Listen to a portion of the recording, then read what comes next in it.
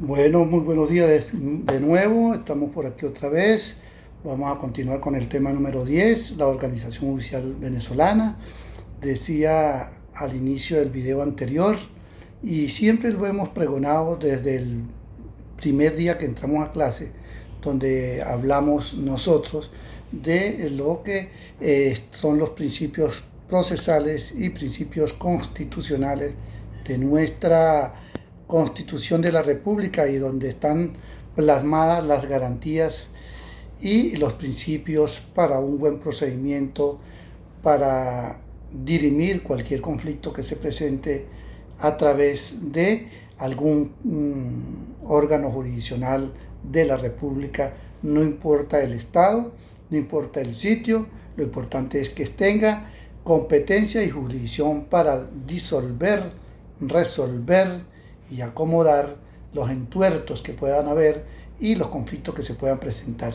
Por eso es que decíamos nosotros que el juez, una vez que es investido con esa potestad que le da el Estado, para que el nombre de la República y por autoridad de la ley, pues pueda tranquilamente dilucidar y resolver cualquier conflicto que se le presente de acuerdo a su materia, de acuerdo a su competencia y de acuerdo a su jurisdicción.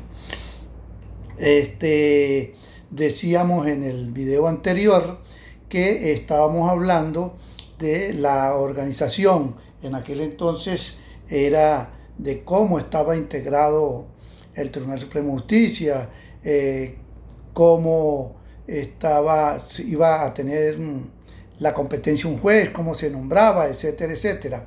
Y las leyes orgánicas. Decíamos también que la ley orgánica, una ley es un conjunto de normas que regula tanto la actividad de las personas como de la jurisdicción en un tiempo determinado, en un modo determinado y en un lugar determinado.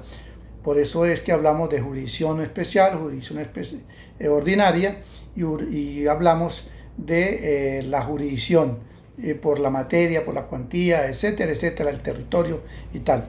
Hoy vamos a hablar en este tema la organización judicial venezolana, que tal y cual como lo establece el artículo 253 de nuestra Constitución, en su segunda parte, dice: la organización judicial venezolana es el conjunto de normas que establecen los órganos y el sistema para la administración de justicia, señalando la competencia de los jueces, sus facultades, sus obligaciones, la forma de su designación, de su sustitución, así como las garantías de su independencia. Mucho cuidado, que podría yo preguntar: diga usted cuál es la organización judicial venezolana, pero podría preguntarle también cuál es el sistema de justicia. Entonces, la organización judicial venezolana, como repito, lo establece el artículo 253 de la Constitución de la República, dice que es el conjunto de normas que establecen que los órganos y el sistema, ¿para qué? Para administrar justicia.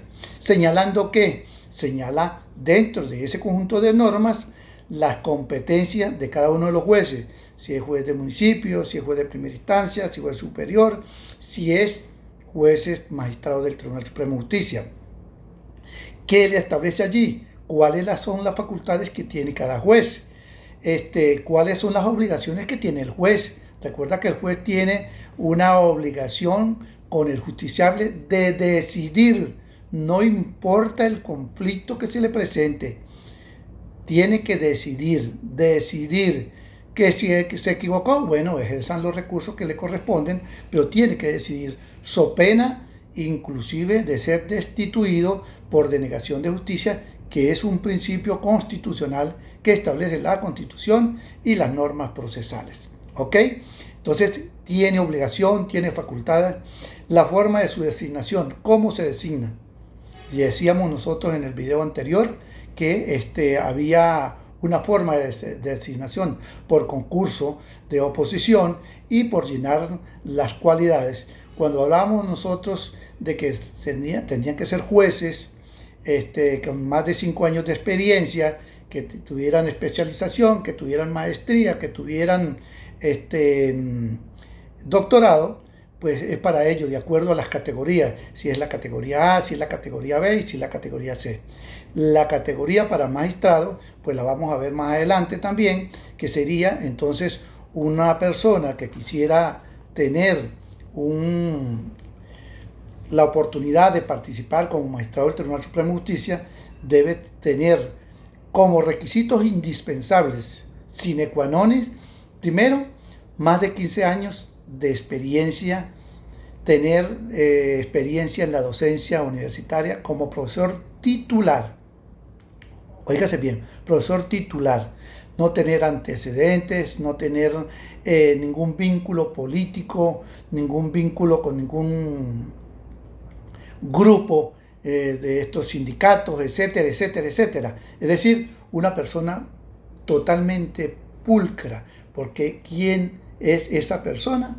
Es la persona sobre la que en sus hombros va a recaer la responsabilidad de administrar justicia como la cúspide más alta de la administración de la misma. De tal manera, pues, que entonces tiene que tener esos requisitos. Tener doctorado. Para tener doctorado tenía que tener previamente una especialización, una maestría, ¿ok?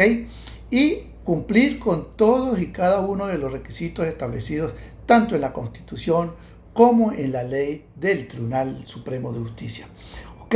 Entonces, dicho esto, ya sabemos entonces que la organización judicial, de acuerdo a lo que establece el artículo 253 en su segunda parte, dice que es el conjunto de normas que establecen los órganos del sistema para la administración de justicia, señalando dentro de esas normas la competencia de los jueces, sus facultades que tienen, sus obligaciones, la competencia, la forma de su designación, de su sustitución, así como las garantías de independencia. Una persona que va a administrar justicia solo se debe a la Constitución de la República, a la ley y aquello que llamamos conciencia, ¿ok? Luego tenemos el sistema de justicia. El sistema de justicia establece que se encuentra constituido, en primer lugar, ¿por quién? Por el Tribunal Supremo de Justicia, que está integrado por 6 salas, que ya las conocemos: la sala constitucional, la sala penal, la sala político-administrativa, la sala social, la sala electoral y la sala de casación social, etc. ¿Ok? Luego tenemos, en segundo lugar, los diversos órganos jurisdiccionales que determinen la ley. ¿Cómo y quiénes son esos determinados órganos que determinan la ley? Bueno, todos los tribunales de la República, el Ministerio Público, la Defensoría del Pueblo. Yo le digo la Defensoría del Puesto porque no hace en absolutamente nada. Entonces, la Defensoría del Pueblo, la Defensoría Pública de Presos, los órganos de investigaciones penales, auxiliares y funcionarios del sistema de justicia, que si ustedes recuerdan, lo vimos en el artículo 11, 111, 113 y el artículo 12 de la ley de policía judicial. Eso lo vimos nosotros en las clases anteriores, ¿ok? Luego tenemos los funcionarios del sistema de justicia, el sistema penitenciario, los medios alternativos de justicia, los profesionales del derecho autorizados para ejercer. ¿Quiénes son esos profesionales del derecho? Nosotros, ustedes, mis futuros colegas. Ellos son los auxiliares de justicia autorizados para ejercer. Y eso está establecido tanto en el artículo 1 como en el artículo 60 de la Ley del Poder Judicial. ¿Cómo están conformados los tribunales o la organización judicial venezolana? Si nosotros vemos el artículo 60 de la Ley del Poder Judicial, que señala que el Poder Judicial lo ejerce el Tribunal Supremo de Justicia, los tribunales de jurisdicción ordinaria y los tribunales de jurisdicción especial. Y va a estar determinado también, por supuesto, de acuerdo a la competencia, si es jurisdicción ordinaria, si es jurisdicción especial, y pueden ser colegiados o unipersonales. ¿Cuáles son los colegiados? Por ejemplo, en materia civil, cuando se solicita que se establezca un tribunal colegiado o los integrantes de las salas de corte de apelaciones o los tribunales, perdón, en este caso las diferentes salas del Tribunal Supremo de Justicia. Según su estructura interna, la jerarquía en asuntos civiles, mercantiles y tránsito están establecidos de la siguiente manera. Fíjate, vamos a hacer dos esquemas para que ustedes tengan plenamente reconocido qué es una cadena en materia civil y qué es una cadena en materia penal. Vamos a suponer, por ejemplo, en materia civil, yo llegase a preguntar, por ejemplo, diga usted cuál es la estructura del Poder Judicial en materia civil. Usted diría, Tribunal Supremo de Justicia, sala plena. Después vendría Sala de Casación Civil del Tribunal Supremo de Justicia. Después vendría juzgados superiores, juzgados de primera instancia, juzgados de municipio de las diferentes circunscripciones judiciales, los juzgados ejecutores de medida y los tribunales de paz. Esa sería la jerarquía o la estructuración en materia civil. Si yo preguntase, y dígame usted, ¿cuál es la estructura de la organización judicial en materia penal? Diríamos, Tribunal Supremo de Justicia, sala plena. Sala de Casación Penal del Tribunal Supremo de Justicia, Corte de Apelaciones y Juzgado de Primera Instancia en función control, función juicio y función ejecución de sentencia. Y hoy en día, con esto de los delitos menos graves, tendríamos también Tribunal de Control en función municipal y en función estatal. ¿Ok? De tal manera, pues, que entonces esas serían las jerarquizaciones con relación a lo que nosotros podríamos decir la estructura del órgano jurisdiccional. Podría preguntar yo, dígame usted cuál es la estructura en materia penal militar. Pues sería Sala del Tribunal Supremo de Justicia, Sala Plena, Sala de Casación Penal, Corte Marcial, Tribunales de Primera Instancia en función control, ejecución y juicio, tal y cual como lo establece tanto la Constitución como la Ley Orgánica de las Fuerzas Armadas y el Reglamento Interno de Justicia Militar. ¿Ok? Bueno, continuamos. Punto 2. Tribunal Supremo de Justicia. El Tribunal Supremo de Justicia se encuentra constituido o conformado tal y cual como lo establece el artículo 262 de nuestra Constitución de la República, mediante la cual establece lo siguiente: sala plena, sala constitucional, sala político-administrativa, sala electoral, sala social, sala de casación penal y sala de casación civil. Cada una de estas salas, lo decíamos en el video anterior, se encuentra conformada por 5 magistrados, a excepción de la sala constitucional, que tiene 7 magistrados. De conformidad con lo establecido en el artículo 3 de la novísima, que ya no es tan novísima, Ley Orgánica del Tribunal Supremo de Justicia, decíamos nosotros en el video anterior, que está constituida o conformada por 5 magistrados cada sala y 7 la sala constitucional, para un total de 32 magistrados. Óigase bien una cosita, que es lo siguiente: la sala plena no es una sala como tal. Las únicas salas que tiene el Tribunal Supremo de Justicia son sala constitucional, sala penal, sala político-administrativa, sala de casación civil, sala de casación social y sala electoral. ¿Ok? Lo que pasa es que cuando para algunas decisiones, por ejemplo, para el enjuiciamiento de altos funcionarios, tal y cual como lo establece el artículo 262, numeral primero, segundo y tercero, que es contra el presidente de la República y los altos funcionarios, pues entonces serían estas diferentes salas que se acumulan en una sola sala, que sería la sala plena del Tribunal Supremo de Justicia, para decidir con relación al juzgamiento o pedimento de alguna juzgamiento para uno de estos altos funcionarios que establece la Constitución de la República. ¿Ok? Por eso, de tal manera, pues, que entonces dice que de conformidad con lo establecido en el artículo 3 de la novísima ley orgánica del Tribunal Supremo de Justicia, que no es tan novísima, está conformada por 32 magistrados y es el órgano directivo más alto del tribunal, y tendrá una junta directiva integrada por cada uno de los presidentes de la sala, que son los 6 presidentes, hacen las 6 personas que son la junta directiva.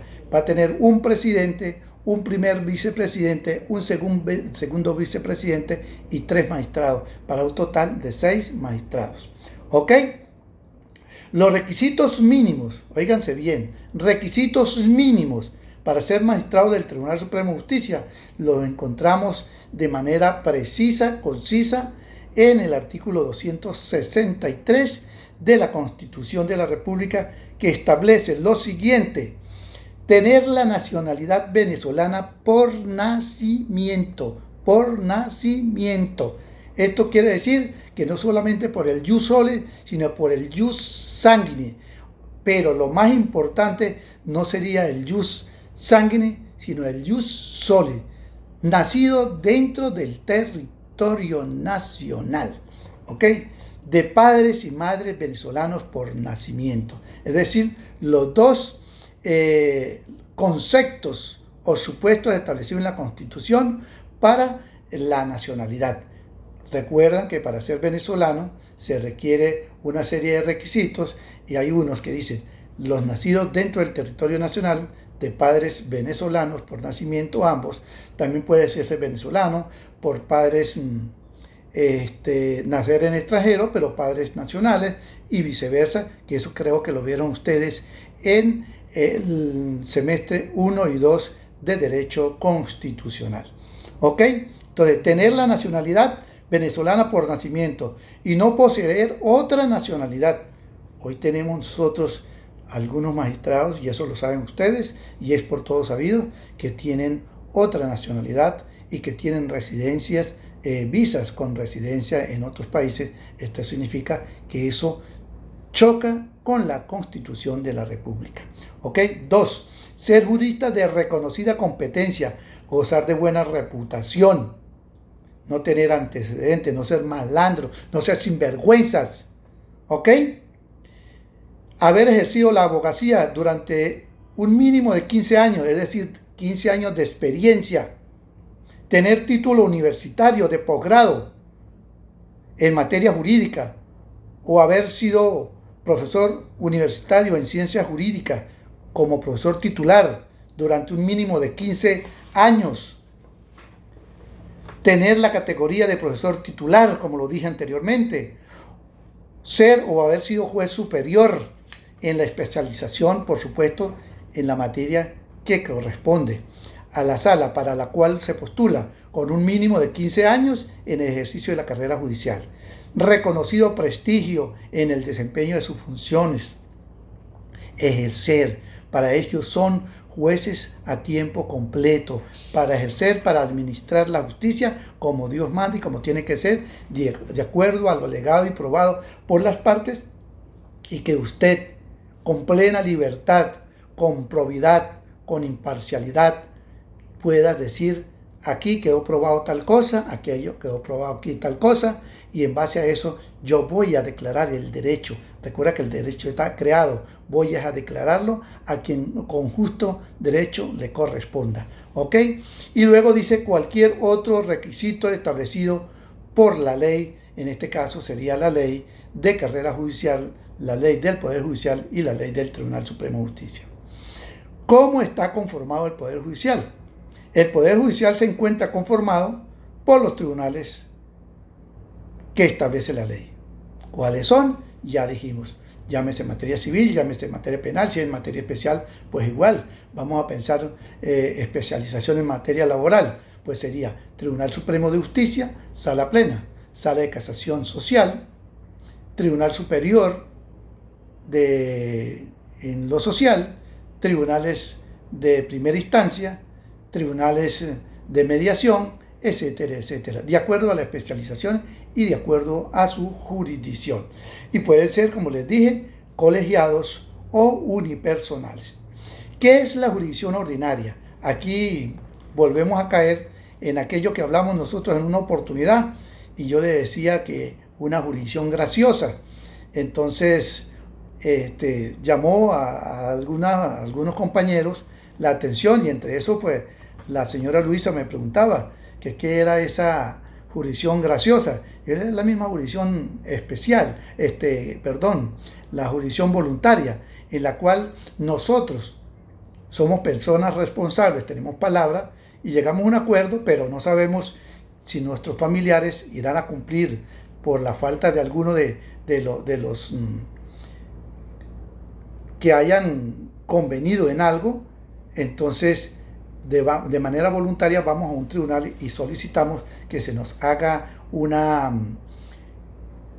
aval, nos avale en un acuerdo que hemos llegado, para darle más confiabilidad y darle un carácter serio a cualquier resolución que nosotros tomemos. Por eso dice: la jurisdicción ordinaria, conforme a lo dispuesto en el artículo 61 de la Ley del Poder Judicial, le corresponde a la Corte de Apelaciones, a los tribunales superiores, juzgados de primera instancia y municipio, dentro de lo que ellos encontramos la jurisdicción civil, la jurisdicción penal y la jurisdicción mercantil.